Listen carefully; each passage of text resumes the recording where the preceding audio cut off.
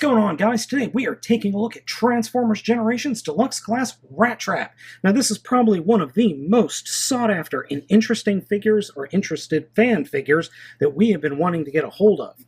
As you can see, I have him in rat form. Now through the course of this video review, I'm going to be doing both the rat form to robot and then the robot to rat, because you guys really do need to see this. This figure is actually very complex and is a lot more difficult to transform than I thought he was going to be. Now the rat form, as you can see, is, well, it's definitely Rattrap, down to the mouth and everything. He does have quite a bit of robot kibble underneath, unfortunately. There's really nothing the designers could do to prevent that. The only posability he has in this mode are his limbs do move a little bit, but the rear limbs you don't want to move because they lock into place in a certain way, and then the feet move. The feet on the back are on a hinge, the feet on the front are on a swivel. So Rattrap could theoretically smack somebody in the face. Head is not really posable, but mouth is. Tail is a piece of plastic with a metal wire running through it. So you can get or pose the tail in certain ways and certain directions to whatever you want. I do worry about this because this plastic, while not really bad, these types of configurations are known to not last very long. So that's pretty much it for the rat form. It's an okay rat form. It's not perfect, but there's not really much you could do with all that kibble. I don't really care about that all that much, to be honest. I think my only real complaint about the mode is I think the feet are too pink. I know real rats in real life have very, very pink feet, but I think they're too pink here. Just my own little nagging annoyance. Rattrap's transformation is actually pretty complex. To start off with, we're going to fold his front paws up and just get them out of the way. That's just something I like to do. Then come around to the back and unpeg, or unhinge, I should say, the rear legs. You'll see they connect to these orange bits underneath the bot or the rat mode. Unpeg the gun, which we'll talk about the gun in a little bit. And then you could start to unhinge everything. Unhinge the rear tail. The arms do come off, but the front arm, I should say, is on a panel that unpegs and then folds up towards the back of the figure. And then the butt unpegs from the rear legs, and it will actually hinge up and pull most of the figure, a good chunk of the figure with it, and the rear part here. Now, this is weird. The rear is supposed to fold up, but on my figure, I get the impression that it's supposed to fold farther than it does into this hinge, but that just might be me needing to play with the figure more. Then we can fold out the legs and fold out the robot feet from the inside of the body, like that. And this is pretty interesting. What we're going to do is take the foot and flip it all the way back. Do that on both sides. Then take the back part of the leg, or the front part, and actually collapse it to form the rear shin of the robot mode. And so I'll do that again over here. So the first thing we're going to do is actually position it. See this little hinge pin? Position it such that it'll slide in, and then take the part of the leg and fold it to form the back of the robot leg. And then we can fold down the robot leg and flip the mouse foot underneath it. So fold down the robot leg, peg it in, and flip the mouse foot underneath it like so. So there we have the first part of the robot done.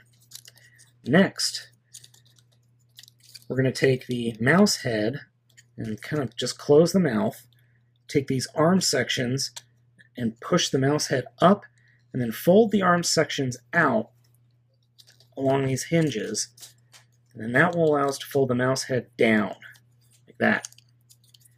And then it's really just a matter of just getting all the panels and whatnot lined up, and turning the arms such that you can actually pose the figure.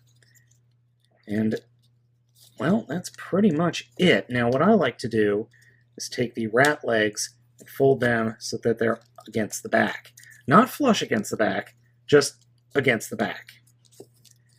And then just stand them up and pose them to your heart's content. Oh, and flip the shoulders up so that they actually look like shoulders. Rattrap's robot mode is pretty darn cool. He comes with a gun that is translucent. Unfortunately, I'm going to have to paint this silver, that very tightly will split into two different weapons. And then he also comes with the wonderful little hatch in his arm that he can place the bombs. And I'm sorry if you can hear my baby fussing. But overall, it's a nice robot mode. Posability-wise, he's actually pretty posable, even if he is a little bit shaky. Head is on a swivel, and there is light piping, which I'll show you in a second. Ball joint in the shoulder, swivel above the elbow, ratchet hinge on the elbow. Fists, unfortunately, do not move. They're molded plastic. No torso articulation.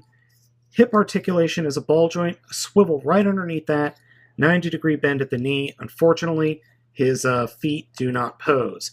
But he has very cool feet. I like the kind of going from rat to ape motif for the feet. I like that. Overall, though, he's a nice-looking bot mode, though he is a bit top-heavy, and unfortunately, as usual, as per my luck with Hasbro Transformers, the hip joints or ball joints for the hips are just a tad bit loose. Nothing you or I cannot fix pretty easily. The figure does have some very interesting light piping. Specifically, the whole top of his head is translucent. I'm trying to get you guys a really good look at the glowing eyes. His eyes are painted, except the just bare edges of them. So you get this really cool looking, kind of glowing red eyes. But the light is coming from behind the red. It's a very, very cool effect. Rattrap's head sculpt is definitely a combination of the new IDW version of the figure, or the character, and his original Beast Wars look. I like it a lot. Now, I haven't really shown off the overall look of the figure, and it does look good. It's got a hell of a backpack, though, and that's my only real complaint. There's no really good collapsing going on back here, but I'm okay with that. I don't really need it to be overly collapsible. Plus, his tail can act as kind of a third leg, so I appreciate that.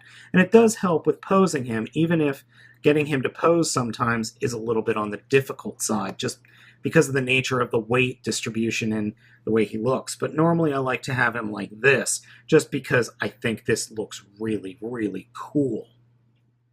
Now, as promised, I'm going to return him to rat mode, and as I said, the transformation isn't exactly easy.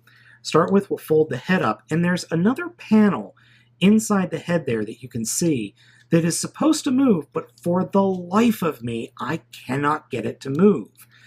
I don't know why. So, that being said, take the arms, turn the arms upside down, and then unpeg them and bring them in to the body, and turn them so that the bottom of the forearms are pointing up like that. Then we can come to the legs and flip out the rat feet and collapse the knees, or the shins. Flip the inside of the legs to the out, and then push it out on that pin and swing them forward. So not the easiest, and the directions for this figure are actually pretty good. They're not the best, because, I mean, this is Hasbro we're talking about, but they're pretty good. So then that, well, we'll leave the arms for later. Then we can swing that, bring that whole section down, and then the pins, I don't know how much you could see that, there's a little bit of clearance from the pin to the plastic of the outside of the rat form. That's where these hooks go. So just getting those in place is not the easiest thing in the world, but with some fiddling, and some jerry-rigging, you can get it.